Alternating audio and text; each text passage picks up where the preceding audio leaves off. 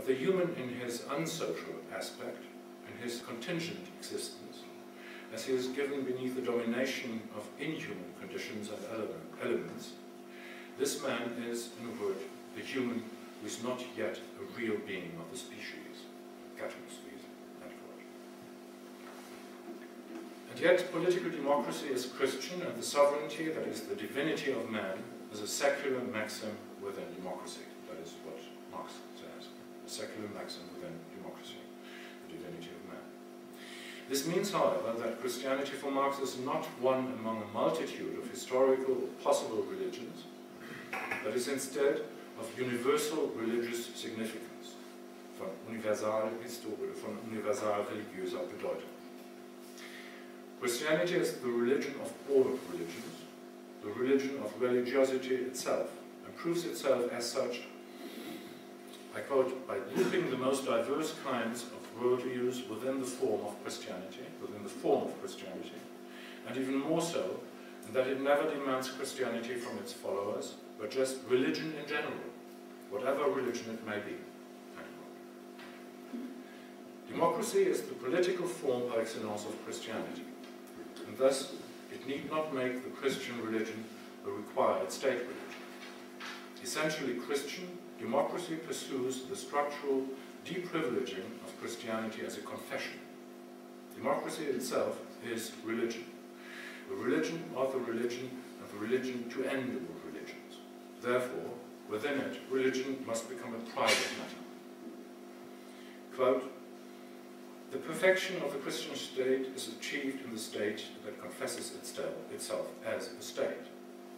It is a state that abstracts itself from the religion of its members. End quote. But because it abstracts, withdraws, and absorbs itself in his confession as a state, Marx continues his argument, the political emancipation, and therefore the political absorption of religion, is still not the same as the social emancipation and absorption of religion. The sovereignty of man, while put into effect in the political state, is not a social reality. The Christian distinction, as declared by Tertullian, thus dominates, according to Marx, even when the res publica is no longer res aliena, but has become the res publica Christiana, now brought to virtual universality in the form of political democracy. This distinction, however, and more painfully the rift, still remains between political state and human society, since democracy knows the human only as the citizen estranged and alienated from the human, as the political being who is separated from himself as a social being, as the human who stands in opposition to every other human, and thus democracy, although dedicated to the idea of an undivided, universal humanity, knows the human only as the human in opposition to the human, and knows man only as anti-man. The state, while being structurally Christian, is the political form of the undoing of Christianity. Essentially homogenizing and conformist, the democratic state form comes to its perfection by instituting an unbridgeable rift between the human and itself, thereby dissolving the very concept and the very essence of the human that it continues to promulgate. Marx gives evidence for this structural rift in the concept of man in his analysis of the French Déclaration des droits de l'homme et du citoyen, the Declaration of the Rights of Man and of the Citizen, of 1791 and 1793, and of the constitutions of Pennsylvania and New Hampshire. All of these documents record faith as the free practice of a religious cult, as freedom of conscience and of opinion, with the privilege of being a human right. This is either stated explicitly in the documents or is argued as a consequence of another human right, that of freedom. But this human right of faith is nothing other than a civil right. It is the right of a member of political society. The double title, rights of man and of the citizen, is thus pleonastic. It defines the one term, man, in terms of the other, the citizen, and thus determines the human not in human terms, but in political ones, and consequently defines the human as being against another human. Moreover, the political being of man is, in all of the constitutions quoted, expressly determined as a naturally political being. The concept of nature, however, has the double meaning here, as it does in the long tradition of natural law, to determine at once the essence of man, his principally rational essence, as well as the status of man prior to civilization. In the concept of nation as well, the mythical concept of natio is present, of birth and naturally grown authenticity. The freedom of conscience, belief and opinion, guaranteed in these declarations as human and civil rights, human as civil rights of freedom, therefore constitute only a natural and national political right, a pre-civic right within a nation-state that defines itself above a diffuse amalgam of territorial, ethnic and linguistic properties. The constitutive gesture of the nation-state lies in its definition itself, and the so-called autonomous self-definition by which it defines, by defining them as the members of its system, who qualifies for the rights of man and qualifies as human. The structurally Christian democracy defines who is human and, as such, free. Its definition is, however, like every definition, not only a predicative determination, but an exclusion.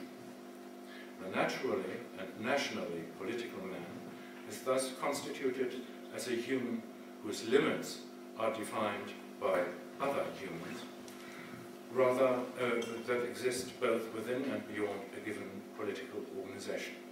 The human is thus determined as a human against his own essence, as a human counter-human. The presumptive humanism of modern anthropo-theological democratic politics is in fact a structural anti-humanism and an essentialist anti-essentialism. The Christian state is, in its totality, from its very beginning and at every moment, a state of exception.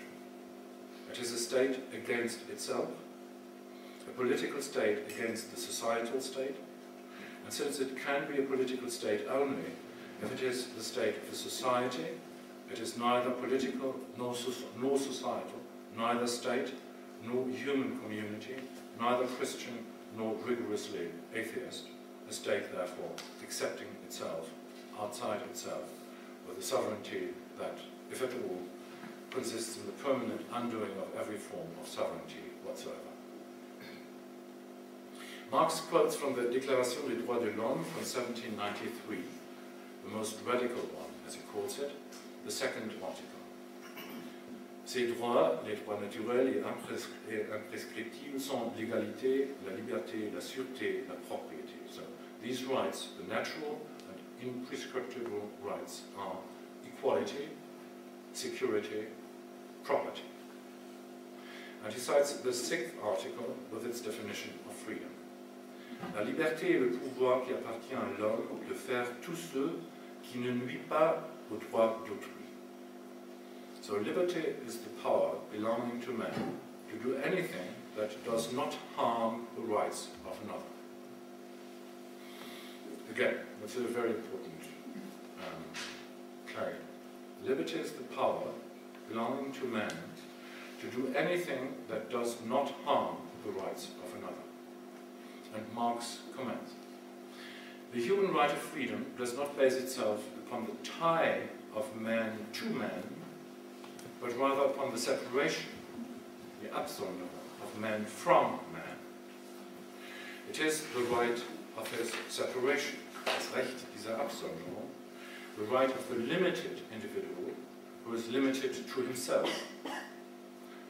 Civil society does not allow every man to find the realization of his freedom in other men, but instead the limit, die Schranke, of his freedom.